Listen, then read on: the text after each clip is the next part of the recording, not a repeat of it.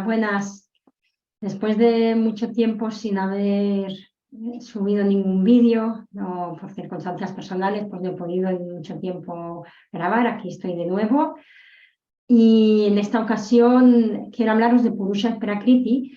Como ya hay un vídeo acerca de en qué consiste exactamente Purusha Prakriti, pues en este vídeo tampoco me voy a extender tanto en los conceptos en sí como en tratar de ver por qué esos conceptos pueden ser importantes para nuestra vida, qué esconden de importante para la filosofía del yoga y del Samkhya y bueno, y para otras filosofías que también han hablado de estos principios o que también han utilizado estos conceptos y que son filosofías eminentemente prácticas, que lo que buscan es algo para nuestra vida. Así que lo que vamos a ver en este vídeo, a ver si consigo ordenarme, que yo tiendo a enrollarme, ya sabéis. Vemos la distinción entre Purusha y Prakriti, la repasaremos. Luego veremos también el por qué es tan importante esta distinción a un nivel existencial, es decir, en lo que nos toca a nuestra vida. Veremos también las tres cualidades que constituyen la materia, la Prakriti, de qué modo podemos afectarlas, cómo podemos incrementarlas o disminuirlas, porque en el vídeo anterior, en el que os voy a colgar el enlace, pues se explica que la materia está constituida por esas tres cualidades, pero no hablé acerca de cómo podemos de algún modo afectar a esas cualidades para incrementarlas, disminuirlas, etcétera.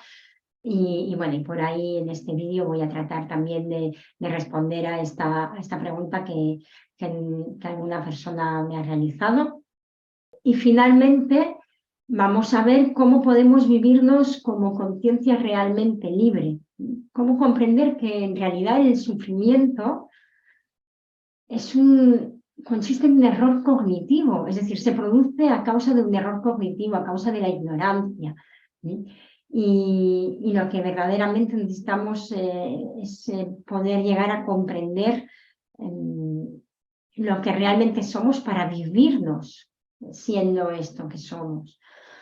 Así que bueno, vamos allá a ver qué sale.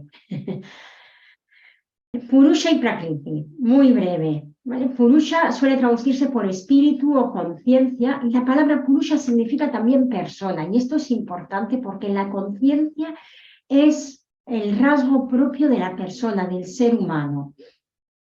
Y por otro lado tenemos Prakriti, que se traduce normalmente como naturaleza o como materia y que se refiere a la materia psicofísica, es decir, en todos sus rasgos, desde los más toscos a los más sutiles.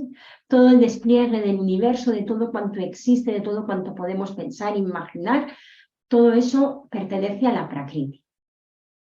Tanto Purusha como Prakriti, la materia en su estado no manifestado, son dos principios eternos según la filosofía Samkhya o la filosofía del yoga clásico, el yoga de Patanjali, que se basa fundamentalmente en el Samkhya.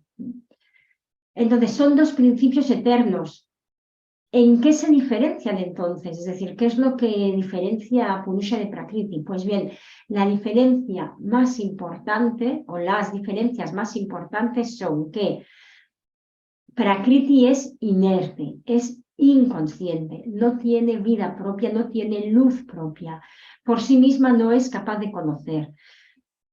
Las cualidades de conciencia que falsamente le atribuimos a la materia, a los pensamientos, a las sensaciones y al cuerpo, en realidad proceden de la conciencia, de Purusha.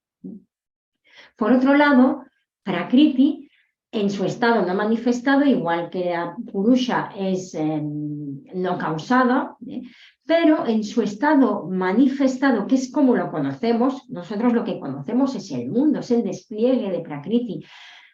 De hecho, la única forma en la que conocemos la Prakriti no manifestada es en el estado de sueño profundo. Cada noche, cuando entramos en estado de sueño profundo, es lo más cerca que estamos de lo que puede ser a nivel cósmico, a nivel universal, el estado no manifestado de la materia, porque estamos durmiendo y no sabemos quién somos, no está activa la mente, ni la sensación de yo, ni de mío, y el cuerpo, digamos, está ahí inerte como a ver, está vivo, porque por eso nos despertamos, ¿no? Pero es como si fuese estar inconsciente, ¿eh? Entonces, la Prakriti, que solo la conocemos en su estado manifestado, tiene una característica también que la distingue de Purusha, y es que está formada por tres cualidades que le son intrínsecas. La Prakriti, tanto en su estado no manifestado como en su estado de despliegue, está constituido por tres cualidades que llamamos guna y que son, en sánscrito lo llamamos sattva, rajas y tamas, esas tres cualidades, y ahora las explicamos un poquito más.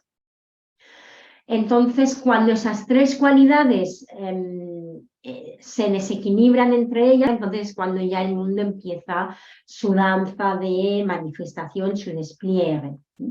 Y todo eso que se despliega ya tiene una causa, ya es algo que es transitorio, que es causado, que es dependiente, y por lo tanto la Prakriti en su manifestación ya tiene cualidades muy distintas a las de Purusha.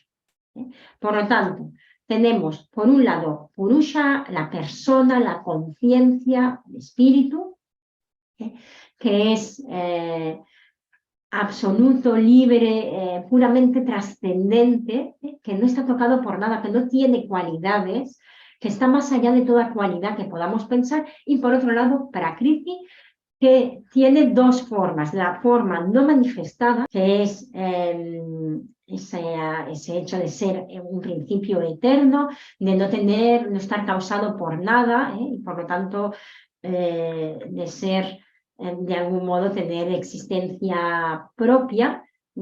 Y por otro lado, la Prakriti, que también se le llama Prakriti, pero en su estado de despliegue, en su estado manifestado, que es el mundo tal como lo conocemos, los universos, el despliegue de la materia psicofísica, de la energía, que todo eso ya sí que tiene unas cualidades, decíamos, ya distintas a las completamente distintas a las de Purusha, porque la materia, pues lo que experimentamos es que es transitoria, es que es causada, es que es dependiente, etc. Y decíamos que esta Prakriti está constituida por tres gunas, por tres cualidades, que son sattva, rajas y tamas. En su estado no manifestado, sattva, rajas y tamas permanecen en perfecto equilibrio. En realidad esto se refiere a un estado latente de no manifestación del mundo, y a la que el mundo empieza a manifestarse es porque estas tres cualidades tienen predominancia unas sobre otras. Bien. Hasta aquí. Espero que vaya quedando claro. Estoy aquí pegando un poco de carrera por no hacer el vídeo muy largo. En fin, seguimos. Decíamos, el siguiente punto que quería abordar aquí es por qué es tan importante esta cuestión de la distinción entre Purusha y Prakriti. Y para eso os he traído unos fragmentos directamente, unas estrofas directamente de este texto del Samkhya, que se conoce como las estrofas del Samkhya, y que lo tenéis traducido en castellano por Laia Villegas, y también la edición en catalán, en la editorial Fragmenta en catalán y en Kairos en castellano.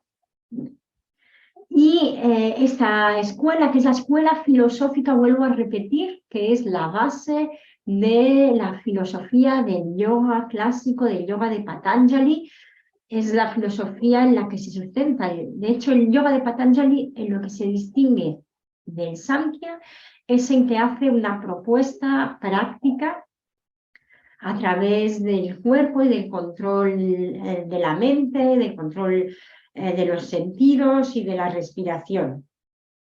Esa es la distinción fundamental. Además de que incluye la figura de Dios, que en los textos que nos han llegado del Samkhya no parece que se preocupasen por esa figura de Dios llamada Ishvara.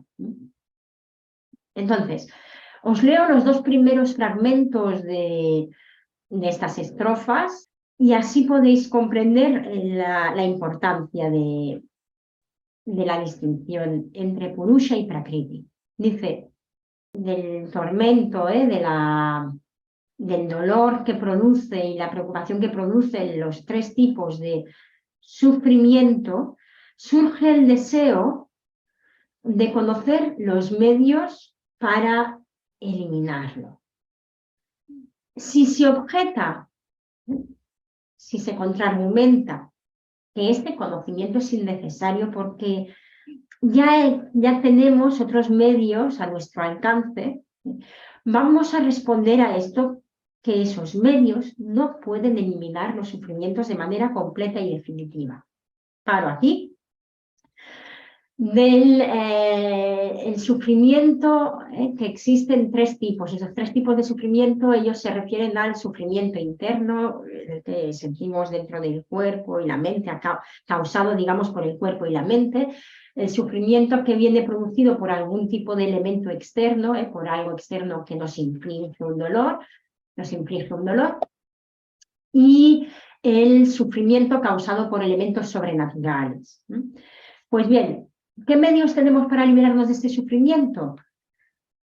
Dice, los medios que tenemos no pueden eliminarlo de forma completa y definitiva. Y ahí esta escuela está pensando en la medicina y sobre todo también en los rituales védicos. Y nos dicen, no es un remedio completo y definitivo porque, aunque a través de los rituales uno pueda purificar la mente y pueda conseguir acceder después de la muerte a planos celestiales en los que goce de placeres, de todo tipo de placeres sensuales y que se encuentre feliz y dichoso, tarde o temprano va a tener que regresar en este mundo y va a sufrir de nuevo. Por lo tanto, el punto de partida es que la vida implica sufrimiento. Esto nos recuerda mucho también a la filosofía del budismo, las enseñanzas del Buda. El mundo es sufrimiento, la vida implica sufrimiento, porque incluso la dicotomía entre placer y dolor está sujeta al sufrimiento. Sufrimos para conseguir aquello que nos genere un cierto placer, una cierta felicidad. Sufrimos para mantenerlo, sufrimos cuando lo perdemos. Por lo tanto, el placer y el dolor, que son inevitables en la vida y que son intrínsecos a la vida, están muy ligados a un sufrimiento del cual sí que nos podemos liberar, y estas escuelas nos dicen que nos podemos liberar de forma definitiva y completa.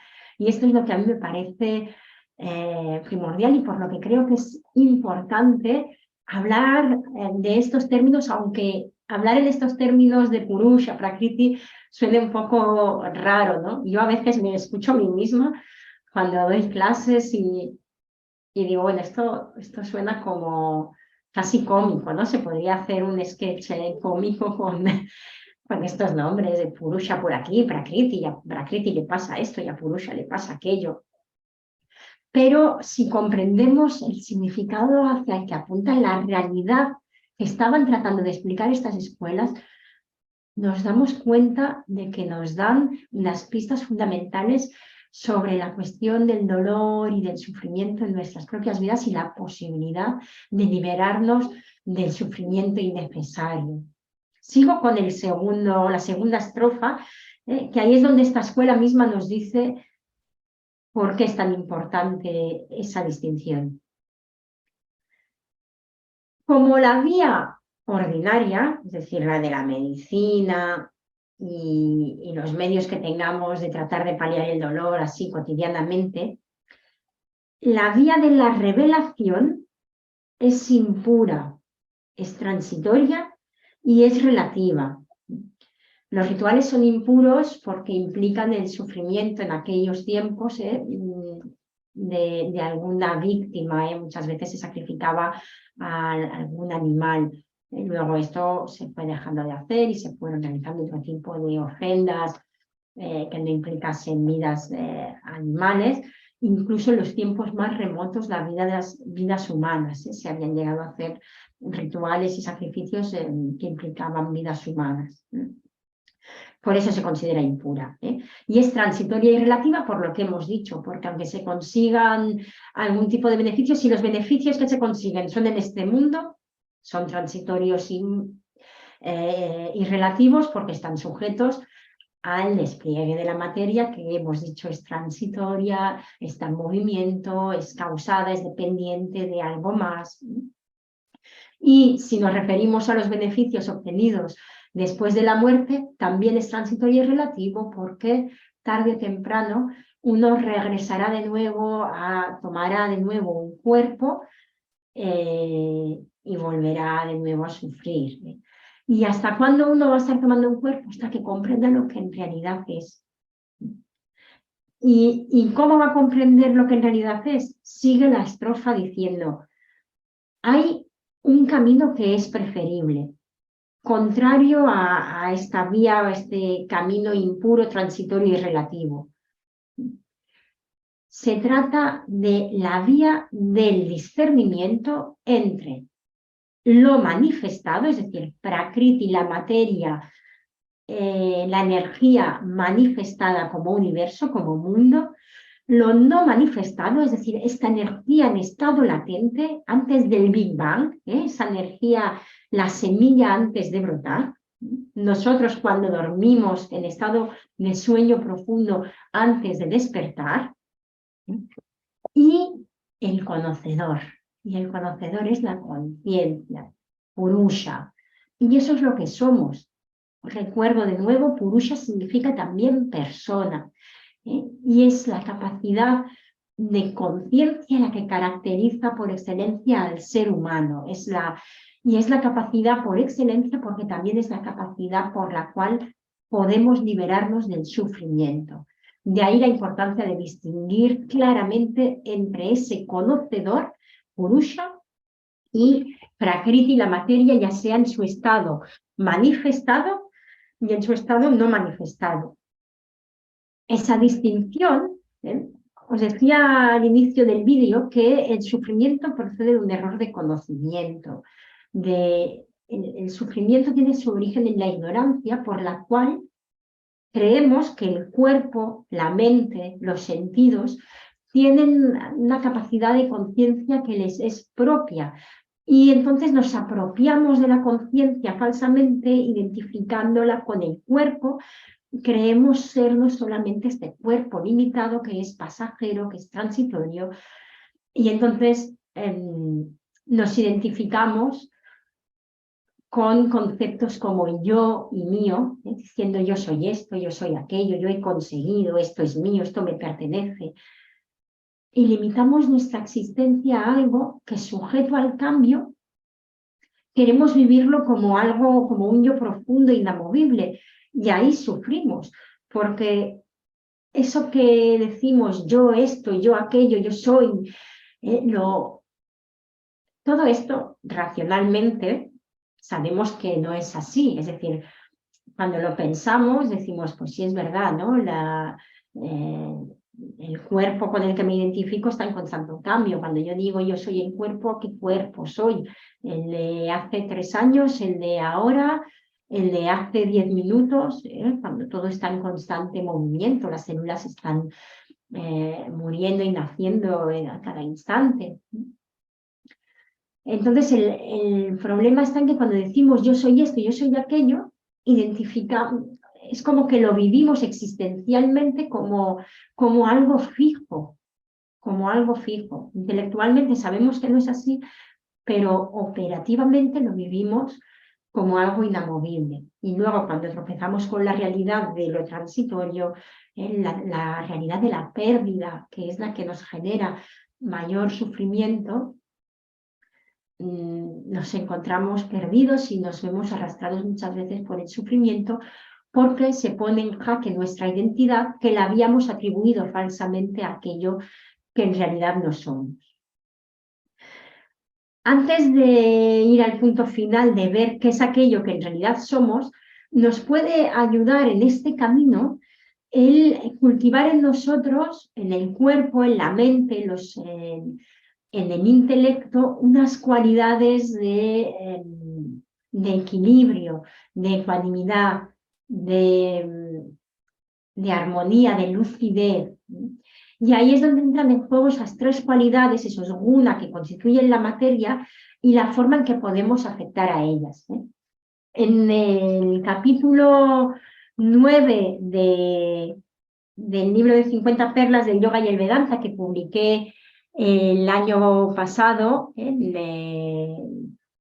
junio del 2022, y que tenéis a la venta pues, en librería, lo podéis encontrar en librerías, lo podéis encontrar en plataformas, en grandes plataformas por internet. Yo siempre animo a comprar en pequeñas librerías. Pues en este capítulo 9 os hablo de estas 3 cualidades, e incluso hay un pequeño test así a modo de revisar en la propia vida, pues en este momento, qué puede estar predominando en mi vida cotidiana, en mis hábitos, si sattva, rajas o tamas. Decíamos, tamas consiste en, todo esto lo tenéis en ese vídeo que os dejo, en ese vídeo en Purusha y Prakriti se llama, que os dejaré el enlace, pero bueno, para repasarlo brevemente, tamas es la cualidad de lo oscuro y lo pesado. Es lo opaco, tiene que ver con la ofuscación, con la inercia, con lo que no tiene movimiento, y se asocia al color negro. Rajas tiene que ver con la cualidad del movimiento, la acción, es la pasión, es lo exacerbado y se asocia con el color rojo. ¿Veis? Esto que llevo ahora sería símbolo de rajas, la sangre de la vida, la sangre que nos hierve, todo eso es lo rajásico.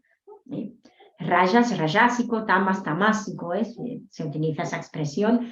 Y la tercera cualidad es sattva, lo luminoso.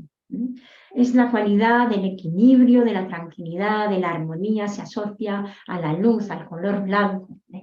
Y lo que nosotros necesitamos, lo que pretendemos a través de la práctica del yoga, de la meditación, de la autoindagación, es ir, incluso a través de los rituales o del canto de mantras y demás, es incrementar sattvas al máximo, porque a través del incremento de sattva, el intelecto va quedando despejado y entonces puede reflejar la luz de la conciencia, la luz de la verdad, de lo que somos, de forma clara, sin confusión, sin las perturbaciones y las alteraciones a las que nos lleva la mente, que tiende a saltar de un lugar para otro. ¿Cómo podemos afectar, digamos, a estos guna, a estas cualidades en nuestra vida? Pues a través de la alimentación es un factor muy importante, y a través de todo tipo de hábitos también, a través de la música que escuchamos, del tipo de ambiente que frecuentamos, qué tipo de películas vemos, los libros que leemos. Todo está constituido por esas 3 cualidades. Si nos nutrimos de cosas y de factores en los que predomina tamas, pues también nuestra mente y nuestra energía va a ir incrementando tamas. Y del mismo modo va a ocurrir con rajas y con sattva. Entonces, bueno, aquí en el libro os dejo algunas pistas sobre alimentos y hábitos pertenecientes a cada una de estas cualidades. Por ejemplo, tamas.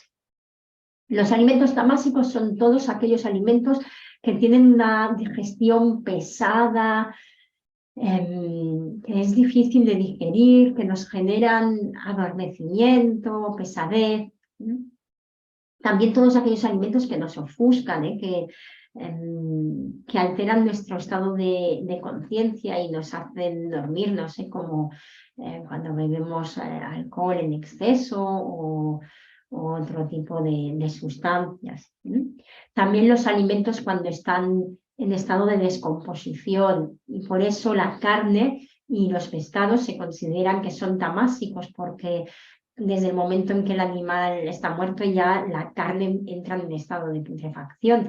Lo que pasa que, bueno, todavía es comestible y podemos utilizarla en momentos en que necesitemos en nuestra vida incrementar tamas, por la razón que sea, por un tema de salud, necesitemos darle a nuestro cuerpo alimentos que le den solidez, tierra, que le den algo de peso y de pesadez.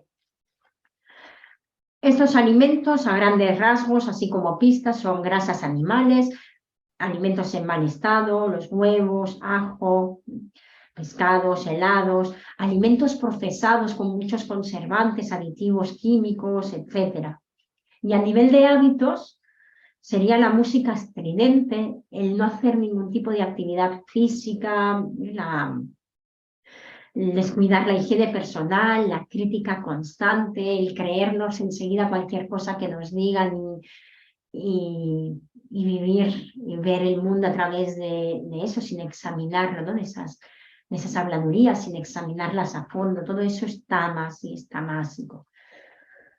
¿Cómo incrementar rayas en nuestra vida? Claro, si a lo mejor estamos viviendo un momento en el que notamos que hay un predominio muy fuerte de tamas, en el que nos sentimos ofuscados, confusos, sin ganas de nada, apáticos, y que estamos llevando una mala alimentación a base de la comida basura, esta másica principalmente, pues podemos salir de ahí ayudándonos de rayas. Igual ahí nos interesa incrementar un poquito rayas, y para ello tenemos los alimentos que son estimulantes, evidentemente siempre en equilibrio, si nos pasamos con los estimulantes, lo que harán es darnos un pico de subida y después del pico de subida nos iremos a tamas de nuevo.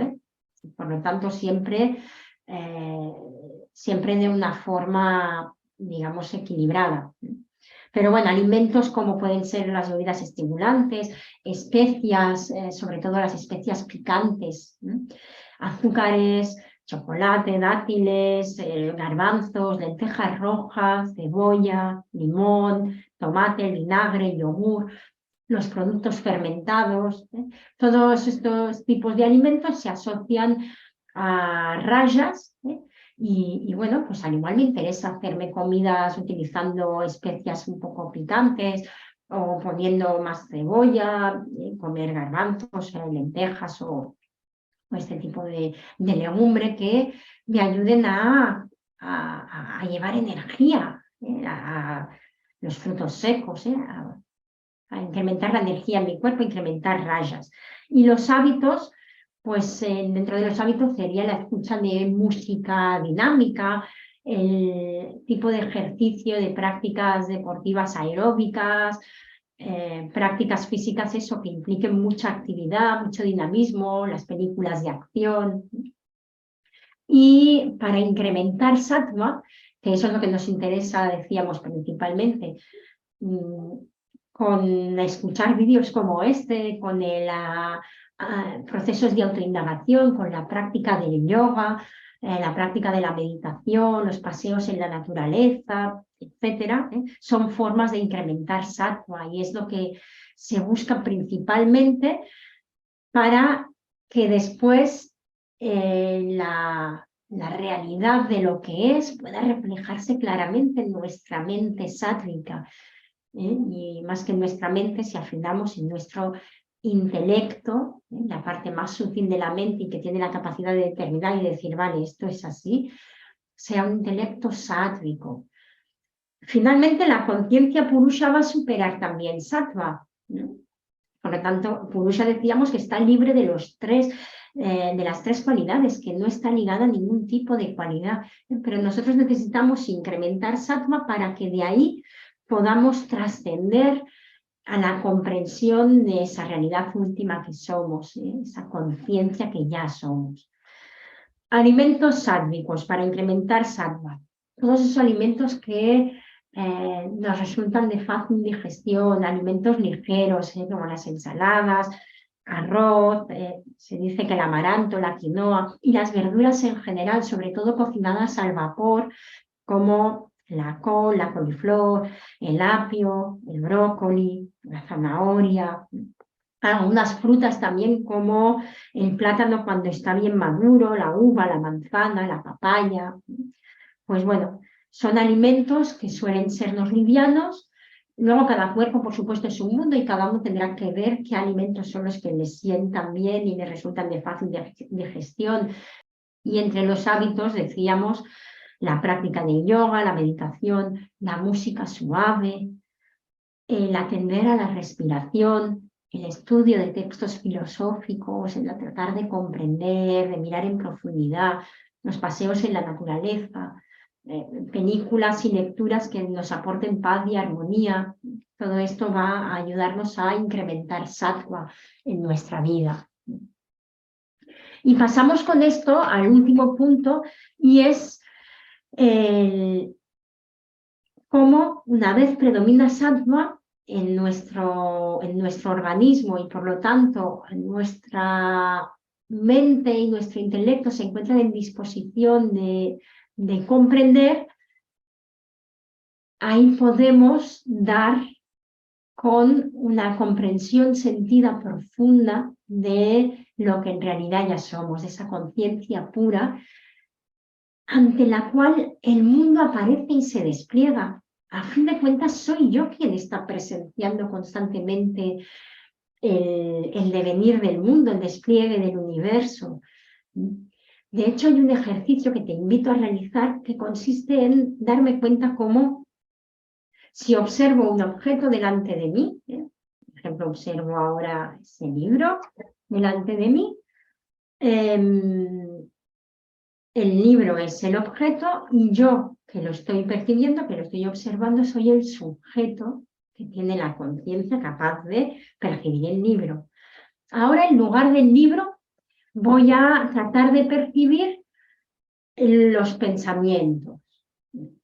Cierro los ojos y trato de ver cuando aparece un pensamiento. Ese pensamiento que apareció se convierte en el objeto de mi percepción y yo soy el sujeto que se da cuenta de los pensamientos. Ahora bien, cuando trato de ir un paso más allá y darme cuenta de quién es ese yo conciencia que observa, a ese yo conciencia ya no lo puedo convertir en objeto. Cuando me pregunto por ese yo conciencia que hay detrás, me encuentro que hay un momento en que detrás ya no hay nada más. Que yo soy pura capacidad de conciencia y percepción de todo lo demás. La luz, la fuente, a través de la cual todo lo demás es percibido. Es en la luz origen de la cual todas las luces proceden, como decía San Juan de la Cruz, y como también dice de forma muy semejante las Upanishads, aquella luz por la cual todas las demás, por la cual brillan el sol y las estrellas, es decir, todas las demás luces brillan. Esa es la conciencia que somos y eso lo experimentamos como ser. Yo soy esa conciencia que percibe el despliegue del mundo. Ese despliegue del mundo, que es Prakriti, se dice en los textos, es como una bailarina que sale al escenario para mostrarse a la conciencia que yo soy. Y una vez la conciencia se ha dado cuenta, la bailarina ya se retira, ya desaparece. Esto, de nuevo, vuelvo a la Samkhya Karika, que son los textos fundamentales del Samkhya, lo expresa muy bellamente con la siguiente imagen. Dice: igual que una bailarina, después de exhibirse al público, se retira del escenario, del mismo modo, la Prakriti, la materia, vuelve a recogerse en su estado no manifestado una vez se ha dado a conocer a Purusha, a la conciencia, a lo que somos. ¿Cómo entender ese volver al estado no manifestado? Pues bien, tradicionalmente las escuelas se debatían a nivel filosófico al respecto. Para algunos este era el estado de samadhi en el que el yogi, el filósofo, la persona de sabiduría queda absorta en su propio ser, en la propia luminosidad y por lo tanto el mundo de algún modo desaparece de su visión, queda absorto en un estado de samadhi profundo, como para el mundo, como si esa persona estuviese en un estado de catalepsia.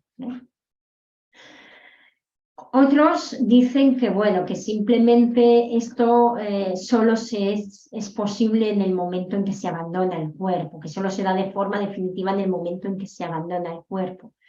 Y luego hay una tercera lectura que lo interpreta a un nivel más cognitivo y que para mí es la que tiene sentido, la que cobra sentido en mi vida y creo que puede tener sentido para vosotros también, y es que en ese estado de reconocimiento de lo que soy, la materia desaparece en el sentido, no que desaparezca, claro que un sabio sigue percibiendo el mundo y sigue comiendo y sigue yendo al baño y sigue atendiendo sus necesidades y ve a las personas, pero no se queda enganchado en la materia, sabe que lo que en realidad esas personas que vienen, que se dirigen a él o a ella son, es la pura conciencia. Sabe que todo este mundo es una danza, esta prakriti, que como una bailarina danza en un movimiento transitorio y cambiante, y que lo que en realidad ellos son y lo que en realidad cada uno de nosotros somos es esa conciencia capaz de percibir esa danza, es el espectador que se da cuenta de toda esa danza sin quedar atrapado en la danza. Nuestro sufrimiento, el problema es que es como si quedásemos atrapados y nos olvidásemos de que somos espectadores. Sería como que fuésemos al cine a ver una película, nos metiésemos tanto en la película que lloramos con la película y reímos y la vivimos, y esto nos ocurre, pero sería como llevarlo al extremo de que nos olvidásemos completamente de que estamos en el cine para siempre.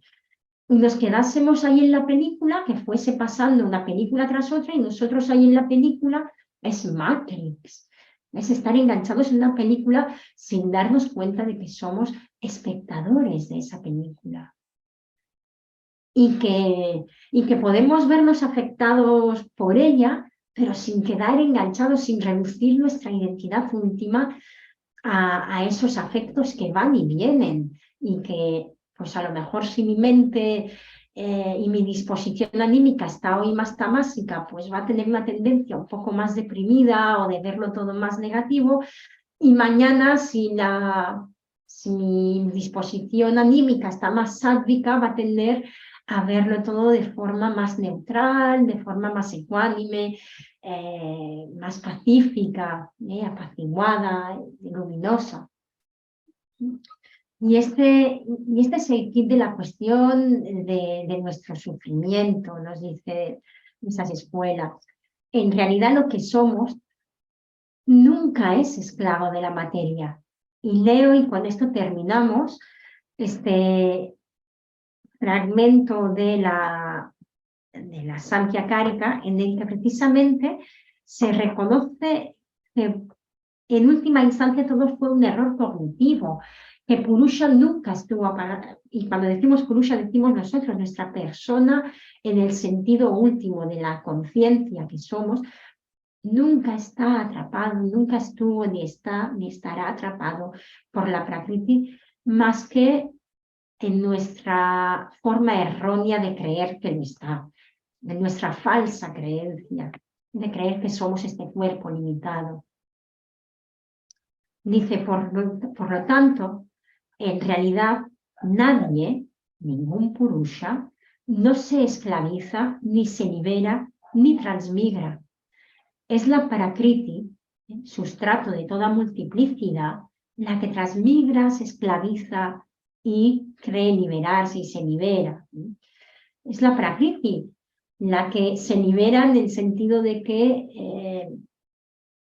se da cuenta de que la conciencia que pensaba que era suya y que se había apropiado no le pertenece. Y se libera en el sentido de que queda recogida en este estado latente, que ya os digo que yo creo que hay que interpretarlo también en este sentido de un lugar, un espacio en el que permanecemos, en el que todo permanece de forma latente, como núcleo de infinitas posibilidades a desplegarse. Y nosotros, al ser conscientes de ese espacio del cual emergen todas las infinitas posibilidades en las que se despliega el mundo que vemos, no quedamos atrapados por el mundo, nos sabemos completamente libres, con millones de posibilidades, infinitas posibilidades de despliegue, viviéndonos desde una paz y una dicha profunda, a pesar de los vaivenes de placer y dolor que implica el despliegue de la vida. Bueno, pues Con esto finalizamos el vídeo, no tengo ni idea de cuánto rato habré estado, pero bueno, creo que fue interesante, espero que os sea útil y deciros que para el puente de mayo, del 28 de abril al 1 de mayo, vamos a realizar un retiro en un lugar precioso en la naturaleza, y que sois bienvenidos. Quien quiera más información sobre el retiro, en el retiro vamos a trabajar acerca de cómo transformar la energía de las emociones en amor, cómo vivenciar las emociones desde el amor y contactar con esa realidad última que somos. Entonces vamos a indagar en esa posibilidad de transitar del dolor al amor. Y bueno, vamos a ver qué es lo que sale en esa investigación a través del diálogo, de la lectura de textos y también a través de la meditación contemplativa, del silencio y del contacto con la naturaleza. Así que sois muy bienvenidas. Podéis escribirme a contacto@montserratsimon.com y bueno, nos vemos pronto. Que estéis bien.